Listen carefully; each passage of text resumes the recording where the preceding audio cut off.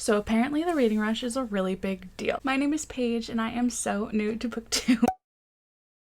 I started watching videos in March and I participated in the magical readathon in April and I had a really fun time, but it was just like in my own house, didn't tell anyone about it besides my friend, saying, oh, I found this readathon thing on YouTube. It's kind of strange. I've never heard of one of these before.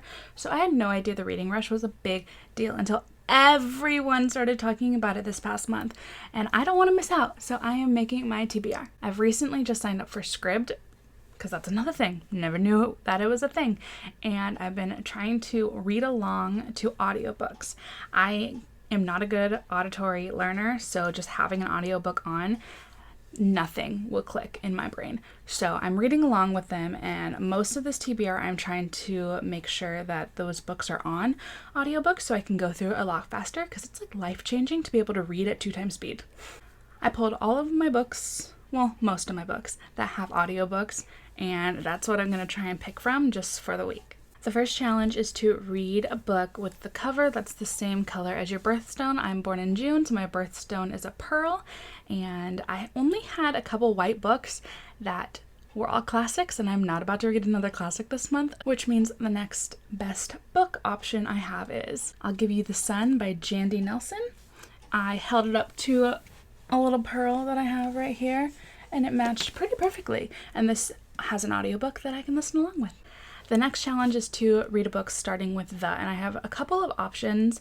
I might read The Duchess Deal, The Hating Game, or The Girl Who Drank the Moon. There's another challenge later that if I don't pick one of these as that, then I'll probably go with The Hating Game. I really want to read that one. Everyone is saying to read that one, so that might be my one for the, but it might also be something else. I'll tell you at the end.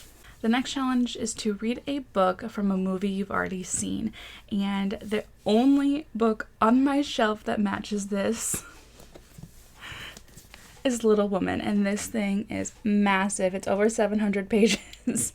There is an audiobook though, so I could read along with that. So the probability of me finishing this one is low, but this will be the one for that prompt if I get around to it. The next challenge is to read the first book you touch. And that is where these books come back into play. I am putting all of my shorter audiobook stories into a pile, and I'm going to pick one of those to read. And if one of these do not get picked, then I'll go with The Hating Game for the challenge to read the book that starts with the. Now, I need to touch one of these, so, dear God. Okay. I can't cover up my glasses. Okay, I'm cool with that. So I will be reading King and the Dragonflies. I'm very excited for this one. So, yay, I'm happy. And it's teeny tiny, that helps too. So that means The Hating Game will be my book for a prompt. So that means The Hating Game will be the book that I read for the challenge. Okay, the next challenge is to read a book completely outside, and I don't do outside, especially in Arizona in the summer.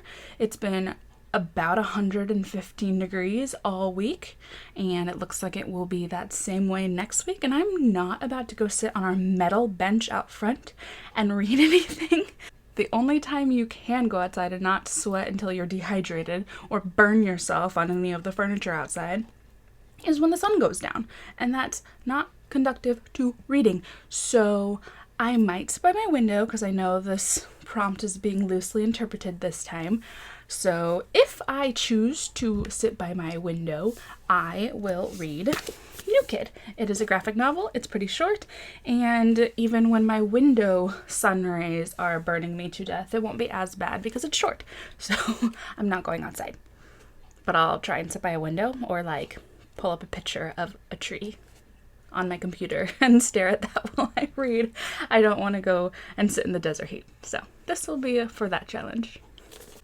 For a book in a genre I want to read more for, which is the next challenge, I don't have an audiobook. I mean, I could go with a romance.